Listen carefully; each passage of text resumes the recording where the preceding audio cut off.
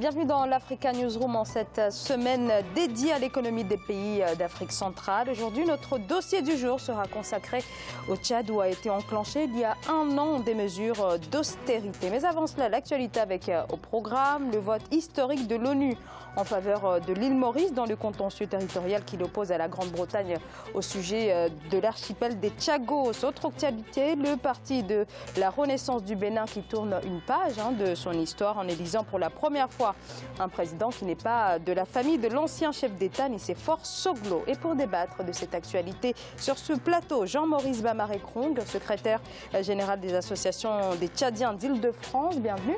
Merci de nous accueillir sur ce plateau et puis je souhaite une bonne fête à tous les... Merci beaucoup. Merci beaucoup. Alors, Abdelkrim Yacoub Koudongoumi, membre du mouvement Citoyen Projet pour une alternance crédible au Tchad. Bienvenue. Merci de me recevoir. C'est un honneur d'être là. Merci à vous. Et sur ce plateau aussi, Alfred Tchongo, éditorialiste.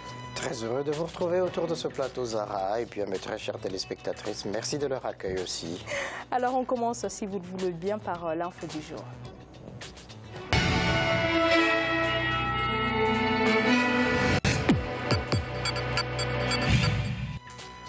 Alors, vote historique en faveur de l'État mauricien à l'ONU dans le conflit territorial qui l'oppose à la Grande-Bretagne au sujet de l'archipel des Tchagos au nord de l'océan Indien. Il s'agit d'un avis consultatif non contraignant, mais il représente une avancée majeure pour Maurice qui réclame depuis 50 ans le retour des îles Tchagos dans son giron. Je vous propose d'écouter les précisions de Mohamed Azim, analyste politique.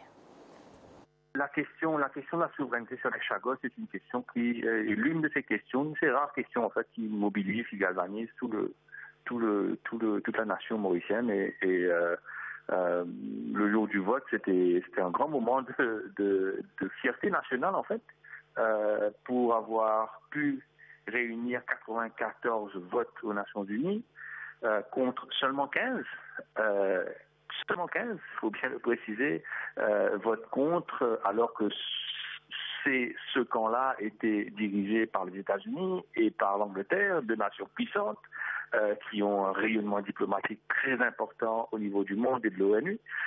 C'était une grande fierté nationale de se dire que notre cause, le fait de défendre la souveraineté de Maurice, ait pu recueillir 94 votes en notre faveur, notamment le bloc africain a été absolument solidaire, le pays les non-alignés également ont été solidaires et bien évidemment le soutien non négligeable de notre partenaire historique, l'Inde. Alors un petit rappel tout de même sur la situation de cet archipel et de ses enjeux. Les Tchagos faisaient dans un premier temps partie de Maurice pendant la colonisation, mais après l'archipel a été détaché par les Britanniques et loué aux Américains qui installent une base qui s'appelle Diego Garcia. Monsieur Bamaré, avec cette résolution de l'ONU, c'est vraiment la question de la souveraineté de ces îles qui prend un véritable tournant? Aujourd'hui, tous les pays, surtout les pays qui ont des îles, la plupart ont cédé sans se rendre compte. Et aujourd'hui, il y a un besoin réel. Il y a des îles qui regorgent des matières premières. Il y a des îles également, leur position uniquement touristique peut apporter beaucoup de revenus à ces pays. Or, les pays qui les ont colonisés ont utilisé pratiquement comme des bases, c'est-à-dire qu'il n'y a rien dessus, ou ça soit des fonds, ou soit des réserves. Donc, ce qui fait que pour les pays qui en ont besoin des ressources de ces pays, ils sont perdants. C'est normal qu'il y ait quand même ces retours 50 ans après, c'est important quand même. 50 ans après, donc cela faisait donc 50 ans, comme vient de le dire M. Bamaré-Krong, 50 ans de contentieux. Qu'est-ce qui a fait que la résolution mauricienne a pu aboutir? Avec quelles interventions?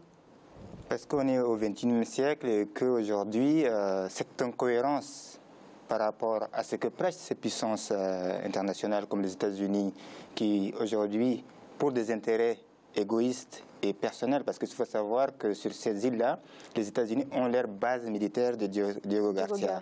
Et cette base-là est stratégique et s'était placée à l'époque de la guerre froide avec la Russie pour contenir l'avancée des Russes dans ces zones-là. Donc, mais comment cette île s'est retrouvée entre les mains des États-Unis? Donc, en toute violation de droits et du principe de peuple à disposer d'eux-mêmes. Parce qu'à l'époque, l'Angleterre a vendu cette île aux États-Unis ou loué aux États-Unis sans même demander l'avis des Chagossiens, ni un référendum. Et ils ont déporté tous les habitants de cette île-là à Maurice et dans d'autres îles, aux Seychelles et ailleurs. Et ils ont carrément phagocyté ces îles-là avant les indépendances des Seychelles. Donc ça montre bien qu'il y a une volonté et c'est une violation de l'intangibilité des frontières issues de la colonisation. Donc on voit bien que sur toute la ligne, c'est vraiment une violation du droit international. Mais comme c'est des puissances qui le font, et les intérêts géopolitiques font que certains États comme la France et les pays européens se sont abstenus pendant ces votes. C'est vraiment incroyable et c'est énervant pour les pays africains.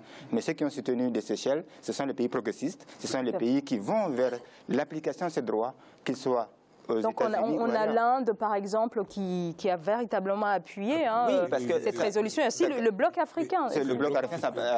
À peu près, on se retrouve les pays non alignés, en fait. Absolument. Les pays non alignés, ils ont soutenu ces projets. Et les pays de l'Europe, ils se sont tous alignés derrière les États-Unis et l'Angleterre. Alors, Alfred, donc c'est un véritable refaire là pour les Britanniques. On a envie de poser la question suivante. Quelle est la suite maintenant ? Alors, revers, moi je relativiserais dans la mesure où ça n'est qu'un avis consultatif puisque la suite c'est évidemment passer par la Cour internationale de justice qui tranchera ce litige-là. Mais de manière générale, ce qu'il faut bien voir là, c'est que ce soit l'archipel de Chagos, que ce soit le cas de Ceuta et Melilla au Maroc, ou d'autres îles qui sont occupées illégalement par les anciennes puissances coloniales, il y a un vrai problème de justice internationale, de droit international. Il n'y a aucune raison, effectivement, on se souvient à l'époque de ce qui s'est passé avec les îles Malouines, les Falklands. Peut-être un cas encore précis, justement, sur ces questions de souveraineté. Non loin de Maurice, se trouvent justement les Comores qui eux, revendiquent leur souveraineté sur Mayotte. Est-ce que cette résolution donc en faveur de l'île Maurice va pouvoir, en quelque sorte, bénéficier à ces pays qui revendiquent, ils sont toujours dans un combat pour la souveraineté? Alors là, c'est plutôt différent. Je peux comprendre l'abstention de la France, l'abstention de la France, mais ça permet en même temps à cette résolution d'être, cet avis consultatif d'être voté, justement. C'est-à-dire, nous ne sommes ni pour ni contre, allez-y. Et c'est vrai que ça pourrait avoir un impact sur la question de Mayotte, par exemple. Sauf que les Maoris, eux, ils ont choisi, il y a eu ce vote, ce référendum. Mais l'ONU a déjà parlé d'une occupation illégale. Tout à fait, l'ONU a... Dès le départ. Absolument, absolument. Mais il y a eu ce référendum qui a été organisé, ce qui n'a pas été le cas, justement. Mais justement, ce référendum... Voilà, exactement, oui, tout à fait. Mais en tout cas, monsieur Bamare Krong, c'est quand même...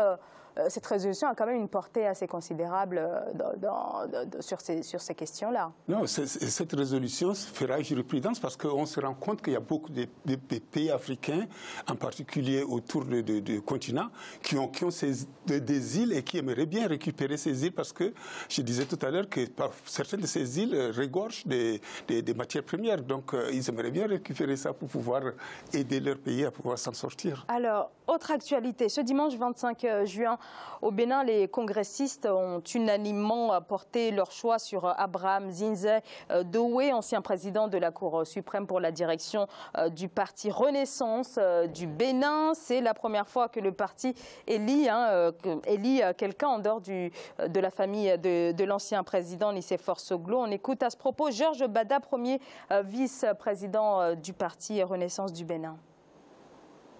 Quel que soit le militant qui est exclu, il faut un congrès pour entériner ou invalider l'exclusion. Il nous fallait donc aller à un congrès.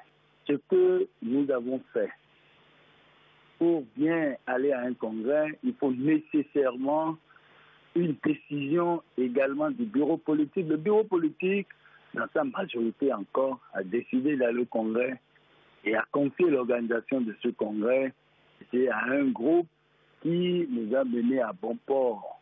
Et les décisions issues de ce congrès légalement organisée ressorte que le militant Liadi Bilan Soglo a été exclu. Un nouveau président a été élu au nom de M. Abraham Zilofo que nous avons porté publiquement. Donc il n'y a pas d'illégalité dans ce que nous avons fait à Abomey. Et ça ne surprend pas que les gens continuent de se débattre dans un verre d'eau et de se noyer là-dedans. Nous autres, nous continuons notre chemin. Nous voulons partir sur de nouvelles bases avec les militants, mais depuis que je suis à la RV, c'est un des congrès les plus réussis qui a beaucoup mobilisé les militants des 4 coins de notre pays.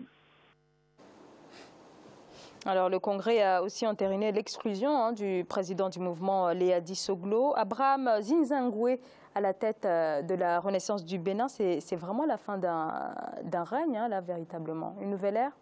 Oui, en tout cas, les Béninois, je les aime beaucoup parce qu'ils sont toujours à l'avant-garde, ils sont toujours en train de donner le tempo de ce qui devait être l'Afrique de demain. Une page se tourne. Mais pas seulement pour les Béninois, parce que ce qui se passe au Bénin en ce moment va se passer dans tous les autres pays où les partis politiques sont pratiquement devenus des propriétés de leurs leaders. Étant donné que le militantisme africain n'est pas comme le militantisme d'ailleurs où les gens cotisent, participent de façon active et s'approprient le parti, mais tout repose sur son président, où il gère tout, il décide de tout et transfère, ou parfois leurs enfants veulent le récupérer parce que leur père ou leur mère, je sais parmi lesquels, ils ont investi là-dedans. Donc on arrive à une ère où tout cela est caduque, où cette jeunesse, où cette Afrique nouvelle qui arrive va balayer d'un revers de main. Et c'est valable aussi pour notre compatriote du MPS, que voilà, la jeunesse va reprendre les choses et que cette pratique de l'époque coloniale, post-coloniale est une fois définitivement révolue. Et je salue le peuple béninois d'avoir donné une fois de plus l'exemple en termes de démocratie et surtout de la régénération de la vitalité démocratique de notre continent. Alfred, alors je cite, une gestion autoritaire, cavalière, c'est en ces termes que Gildas Akonka, nouveau porte-parole du parti, a qualifié l'ancienne direction donc exercée par Liadi Soglo. C'était véritablement des années de gestion solitaire comme... Oui, c'était des années, j'allais dire même de plomb pour beaucoup des cadres et des militants actifs donc de la Renaissance du Bénin. Dans la mesure où, déjà, dès l'époque de Nicéphore Soglo et de son épouse, qui sont les fondateurs justement de ce parti, avaient patrimonialisé la gestion du parti et qu'à leur départ, ils ont cédé le parti à leur fils. Il y avait là déjà une indication qui était donnée. Or, depuis un bon moment, depuis longtemps, on est sorti justement de ce modèle de gestion des partis politiques, j'allais dire familial et patrimonial, sauf dans certains pays, mais évidemment les chefs d'État délèguent toujours à quelqu'un de proche, mais pas nécessairement de sa famille. Qu'on regarde en Algérie, qu'on prenne dans les autres pays africains, c'est comme ça. Mais là, c'était vraiment aussi une spécificité béninoise. Et donc, on en sort maintenant et c'est une très très bonne chose. Monsieur Bamare Krong, c'est véritablement la détermination des réformistes qui s'est exprimée à travers cette élection. Absolument. Je pense qu'aujourd'hui, les partis politiques, quand ils sont créés, ils doivent se mettre dans la tête qu'ils n'appartiennent pas uniquement à la famille ou à la personne qui a créé. La personne peut être fondatrice de ces partis, mais elle est appelée à pouvoir coopérer, travailler avec d'autres personnes. Le même cas, comme il disait tout à l'heure, mais au Tchad, c'est pas pareil, parce qu'il est vrai qu'il y a certains partis où on a vu que les leaders sont décédés et que les enfants cherchent à reprendre ces partis. Mais la plupart des partis politiques au Tchad sont ouverts. Il y a des changements, il y a de la jeunesse derrière. On pourra en parler tout à l'heure. Il y a 27 ans, c'est le même président qui de tous les partis pratiquement. On va parler du cas tchadien, mais M. Koundougoumi, une toute dernière question très rapidement. Qui est Abraham Zinzangwe? A-t-il suffisamment d'envergure pour pouvoir réconcilier, en tout cas apaiser les dissensions qui vont désormais opposer les réformistes aux conservateurs? La question, c'est de ne pas savoir qui est-il et ne pas le juger sur son passé ou ce qu'il est capable de le faire. Donnez-lui la chance.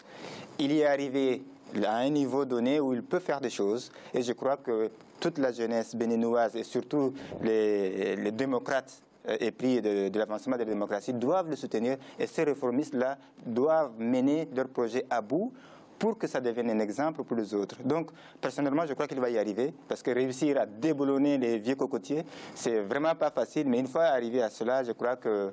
Donc vous êtes plutôt je suis vraiment confiant. optimiste. Ils vont quand même lui mettre les bâtons dans le roue, mais seulement je suis confiant aussi à ces réformistes, parce qu'ils sont à l'avant-garde d'une vague qui arrive, qui dépasse même le niveau du Bénin. Alors messieurs, on va marquer une courte pause et on se retrouve dans quelques instants pour la suite de l'Africa Newsroom.